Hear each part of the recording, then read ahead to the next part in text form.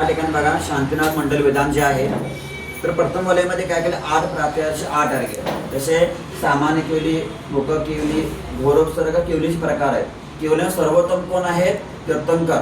शिखरजीमध्ये बघतो आपण जशा प्रकारे एकच प्रकारावरती कोडाकोडी खूप मोक्षाला गेले, तर तीर्थंकर मुख्य एकच. चतुर्थ कालामध्ये तीर्थंकर 24च मुख्य झाले. तर ह्यांचे विशेष प्रात्याचे अर्घ्य चढवले आपण. त्यामध्ये छत्रात्र आहे. भगवान कसे 3 लोकांचे स्वामी म्हणताना छत्राचं आपण एक त्यामध्ये अर्घ्य आहे. 10 मंडल. 10 मंडळमध्ये काय असतं, तीर्थंकरांचे आपल्याला 10 मंडळ 7 भावाचं ज्ञान होतं का नाही. आता मनुष्य आहे म्हणजे अगोदर काय होतं माहिती आहे आपण नाही, कारण हे ज्ञानावर कर्मात उद्यामुळे होत असतं. पहिल्याचे 3, आत्ताचे 3 आणि पुढचे 3 असे 7 भावाचं ज्ञान आपल्याला काय होतं, त्या दिव्य भावमंडळामध्ये ज्ञान प्रकाश आपल्याला प्राप्त होतो. नंतर चवर असतात किती, 64. स्वर्गातल्या देव काय करतात, कीर्तन 64 चवर दौडत असतात. अशा प्रकारे दिव्यध्वनी, तीर्थंकराचं दिव्यध्वनी 1 योजन म्हणजे 12 किलोमीटर पर्यंत सगळ्यांना, सगळं देव, मनुष्य आणि प्राण्यांना देखील हे देवाचा ध्वनी ऐकू येतो आणि आपल्या आपल्या भाषेमध्ये काय त्यांना ज्ञान प्राप्त होत असतं. पुष्पाची वर्षा, दिव्य पुष्पाची वर्षा स्वर्गातून देवता लोक करत असतात. त्या दिव्य ध्वनी असते, सूर्यपुष्पवृष्टी असते, सिंहासन, भगवान तसे सिंहासनावर आधारच असतात. तीर्थंकराच्या वरती अशोक वृक्ष आहे का नाही बघतो, तर तीर्थंकरा 12 पट उंच हे अशोक वृक्ष असतं. आणि शोक म्हणजे काय, दुःख. अशोक दुःख होत नाही. समोशन गेला सगळे आनंदी सुखी असतं, कोणाला देखील दुःख होत नाही.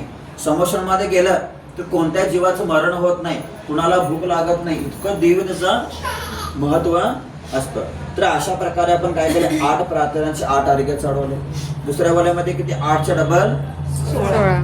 पहिले 5 अर्यंत सिद्ध आचार उपादेय साधू पंच परमेष्ठी, हे सर्वात उत्तम पद आहे 3 विश्वामध्ये आपण बघतो का नाही.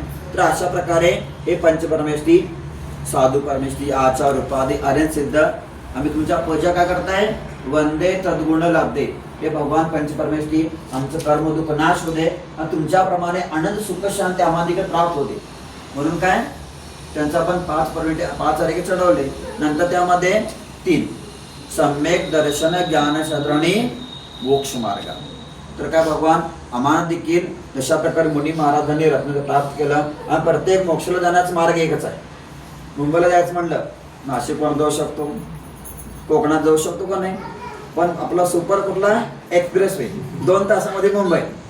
तर मोक्षात जाणार मार्ग एकच आहे, 2-3 रस्ते रत्न एकच मार्ग आहे. तर आपण देखील भावना प्रगट करायची. आता आपण असाध्य आहे पण भगवान या भावात पुढल्या आम्हाला देखील मोक्षाच्या मार्गाची प्राप्ती होते म्हणतात त्यांची आपण रत्नत्रय प्राप्त पूजा केली. नंतर आपण ह्यामध्ये पुन्हा 8 कर्म मगा सांगितले, कुठले 8 कर्म, मोनिया, ज्ञानावर, दर्शनाव, अंतरा, वेदनी, नाम, गोत्राय, हे 8 कर्म आहेत का नाही.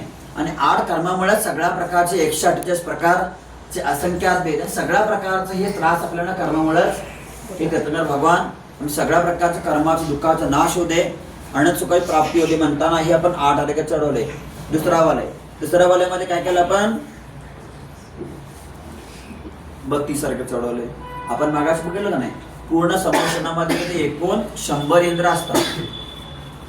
आसुर कुमार, नागकुमार, सुकर कुमार वगैरे हे 10 प्रकारचे भवनवासी. ह्यांच्यामध्ये 4 प्रकार, 10 गुणले 4 के झाले 40. किन्नर, किंपुरुष, मोहरो, गंधर, यक्ष, राक्षस, भूस आणि पिशाच हे कोण, व्यंतर. ह्यांच्यामध्ये 4 प्रकार. 8 चौक किती, 32. आपल्या ओळखीचे कोण सांगितलं मग, सूर्य, चंद्र, ग्रह, नक्षत्र आणि तारे. आपण आकाशात बघतो ते देव विमान आहे, ते विमानामध्ये इंद्रायण वगैरे असतात. हे 2 इंद्र झाले, सूर्य आणि इंद्र, चंद्र. आणि नंतर कोण राहिले, वैमानिक देव. आपण सौधर्म, ईशान, साणतकोर, महेंद्र, 16 स्वर्गामध्ये 24 इंद्र असतात. तर 100 इंद्रापैकी किती, 98 इंद्र हे सगळं देवांचेच झाले, इतके पॉवरफुल ते आहे. 2 इंद्र राहिले. आता 1 इंद्र कोण सांगितलं मनुष्यामध्ये, काय सांगितलं कोणता, चक्रवर्ती. पूर्ण जगामध्ये सगळ्यात मोठ्या चक्रवर्ती हे शांतना भगवान आहेत ना. भरत, सगर, मघवा, सनत कुमार आणि शांतनाथ, कुंतुना, अरनाथ. त्या जन्मामध्ये ते कामदेव झाले, चक्रवर्ती पण झाले आणि नंतर तीर्थंकर मोक्षाला गेले. एकदम शॉर्ट मध्ये सांगतो मला चक्रवर्तीचं वैभव कसं असतं. चक्रवर्तीच्याकडे बघा 84 लाख हाती असतात, 84 लाख रथ असतात हा, आणि 18 कोटी घोडे असतात. विशेष म्हणजे सगळ्यात मोठ्या राजा म्हणा सगळ्यात जास्त राण्या देखील चक्रवर्तींना असतात. किती असतात माहिती आहे? 96,000 इतक्या राण्या असतात एका चक्रवर्तीला. आता मनामध्ये शंका काय येणार आपल्याला? चक्रवर्ती आहे आणि त्यांना 96,000 राण्या असतात, पण प्रत्येकांच्याकडे प्रत्येक राण्याकडे जेवण खाणं करत असलं तर तिथे 96,000 दिवस निघून जातील की? तसं नसतं. आपलं शरीर आहे ना, आपल्या शरीराला म्हणतात औदारिक शरीर. तर चक्रवर्तीच्याकडे काय असतं? औदारिक विक्रिया करतात. एका शरीरापासून 96,000 रूप धारण करतात आणि त्यांचं काय असतं? 84 खंड इतका मोठा महल असतो. प्रत्येक राणी महलामध्ये असते आणि चक्रवर्ती एका दिवसामध्ये प्रत्येक राण्यांच्याकडे असतात आणि जेवण खाणे क्रिया त्यांचं चालू असतं. अशा प्रकारे त्यांची दिव्य विक्रिया शक्ती करत असतं. अशा प्रकारे त्यांचं वैभव असतं. तर चक्रवर्ती बघतो ना, भरतची घन वैरागी. भरत चक्रवर्ती होते ना, कोण होते ते? आदिना भगवंतांचे ज्येष्ठ पुत्र. आणि इतकं वैभव असताना देखील तेवढं त्याग केलं. बघा आदिना भगवान आहेत का नाही, त्यांना दीक्षा घेतल्यावर केवळ काय व्हायला 1000 वर्ष लागले. नंतर बाहुबली भगवंत किती वेळ लागला? 1 वर्ष. आणि ज्यावेळी भरत चक्रवर्ती दीक्षा घेऊन तपस्या केले, अंतर्मुहूर्तामध्ये केवळ ज्ञान प्राप्त म्हणताना भरतजी इतकं वैरागी इतकं आत्मध्यान त्यांना होतं. तर अशा प्रकारे धर्म कर संसार सुख धर्म करी निर्वाण. आपण देखील काय करायचं? त्यांच्याप्रमाणे आदर्श घ्यायचं. आपण संसारी क्रिया करता करता धर्म पुण्यकार आपलं कार्य सिद्ध करायचं. तर अशा प्रकारे काय केलं आपण? दुसऱ्या वलयामध्ये 16, तिसऱ्या वलयामध्ये काय केलं? 32 प्रकारचे मुख्य इंद्राद्वारे तीर्थंकराची समोषणाची रचना एक प्रकारची, आणि त्यामध्ये तीर्थंकराने सगळे इंद्राने दर्शन त्यांची पूजा केलेली.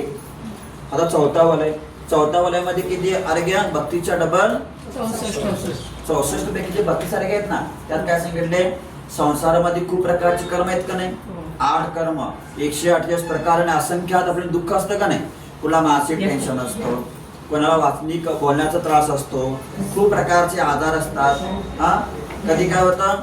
महापुरामुळे नुकसान होतो, दुष्काळामध्ये नुकसान होत असतं, कधी मित्रांमध्ये भांडण होतात, भावामध्ये भांडण होतात, आपल्या नोकरी व्यवसायामध्ये त्रास वगैरे होतो का नाही? हे सगळं कर्मामुळेच. कधी खूप वारा सुटल्या पण नुकसान होतं, वीज वगैरे पडते, महापूर होतो, सुनामी होतो. हा, कोरोना अशा प्रकारे कोरोनाप्रमाणे सामूहिक पापामुळे विश्वाला सगळा त्रास होत असताना खूप प्रकारचे संसारामध्ये असंख्य प्रकारचे कर्म दुःखामुळे आपल्याला त्रास होत. आता हे बघतो का नाही? मुख्य सगळ्या प्रत्येक जीवांच्याकडे अनंत कर्म आहेत, अशुभ कर्म. ते कर्म उदयाला आलं होतं, पण काहीतरी निमित्त भेटतो. आपण काय म्हणतो? तो त्याने मला त्रास दिला. तो त्रास दिला नाही, तो निमित्त आहे फक्त, पण आपलंच कर्म आहे की त्यामुळे आपल्याला त्रास झाला. म्हणताना काय करायचं?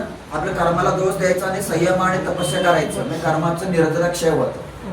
आपण त्याच्यावर आपण आणि राग द्वेष केला का नाही, त्यात क्रोधमान पुन्हा आणि कर्माचा आनंद बंद होतो. म्हणताना मुनी महाराज काय असं संयमी असतात. त्यांच्या क्रोधमान आलं कधी तर दाबून ठेवतात. आपण काय लगेच प्रकट करतो, क्रोधमान गुस्सा करतो, भांडण करतो का नाही, आणि कर्माचं बंद सतत होत असतो. म्हणताना आपण संयम आणि शीलता पालन करायचं. तर अशा प्रकारे 32 अर्घ्यामध्ये काय केले? वेगळ्या प्रकारच्या कर्माचा उदय असतो. नंतर 32 मध्ये काय सांगितले? भगवंताकडे काय अनंत गुण आहेत का नाही?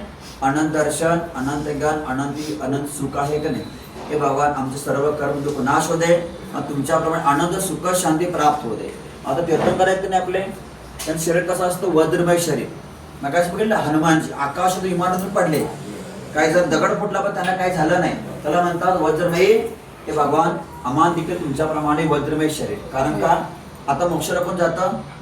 सध्याला पंचमाला मोक्षाला कोणी जात नाही, पण जितकं पावरशाली शरीराने कर्म नष्ट होत नाही, म्हणताना पंचमाला मोक्ष नाही. म्हणता आम्हाला देखील मोक्षाच्या योग्यतेसाठी उत्तम वज्र शरीराची प्राप्ती होऊ दे. तीर्थंकर आहेत का नाही आपले, तर शरीर कसं असतं? वज्रमयी आणि खूप सुगंधित शरीर असतं. आता उन्हाळ्याला काय होतं?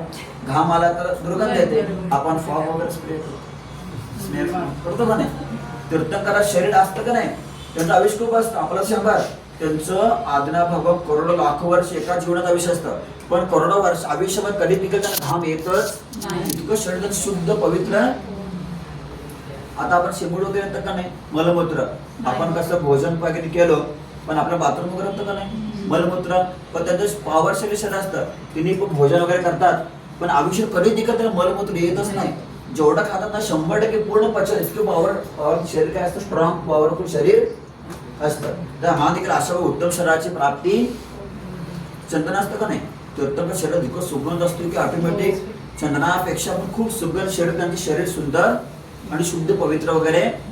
आता एक महत्व असतं, तीर्थंकर शरीराचं रक्त कसलं असतं माहिती आहे, श्वेत कापून उत्तम असतं. सगळ्या प्राण्यांचं रक्त लाल असतं, पण तीर्थंकर शरीराचं रक्त सफेद पांढरा असतं. कारण काय माहिती आहे बघा, लोक असतं का नाही, 10 लाख षोडशकर व्रत आपण पूजा करतो, आणि जे महान पुरुष असतात त्यांनी हे षोडशकर भावना चिंतन करतात आणि विश्वकल्याणाची भावना करतात. त्यांना काय होतं, हे तीर्थंकर बंद झालं. भगवान म्हणजे कोण वेगळे नाहीत, आपल्याप्रमाणे जे मुनी आहेत, मोठे आचार्य महाराज किंवा श्रावक उत्तम जे पुण्य करतात, षोडशकर भावना चिंतन केले, त्यांना कर्माचा बंद झाला, तर ते जी भविष्यामध्ये असे माहेर भगवान पार्श्वनाथ भगवान म्हणतात. बघा तुम्ही कथामध्ये वाचला असेल, पार्श्वनाथ भगवानचा जीव कोणता, पहिला काही भगवान हत्ती होता, हत्ती प्राणी होता ते. माहेर भगवानचा जीव 10 जन्माच्या अगोदर सिंह होता. तिने देखील आपलं तपस्या करत आत्मकल्याण प्राप्त करून तीर्थंकर म्हणले का नाही. तर प्रत्येक किडा मुंगीमध्ये वनस्पतीमध्ये तोच आत्मा आहे, आपल्यात देखील तोच आत्मा आहे. आपण मोक्षाचं योग्य आचरण पालन आत्मा केला ना, तर आपण प्रत्येक जीव मोक्षाला जाऊ शकतो भवेची. ते इतकं महत्व आहे म्हणताना आपण देखील प्रयत्न करत. तर अशा प्रकारे आपण शांतीमुळे विधान करत आहे.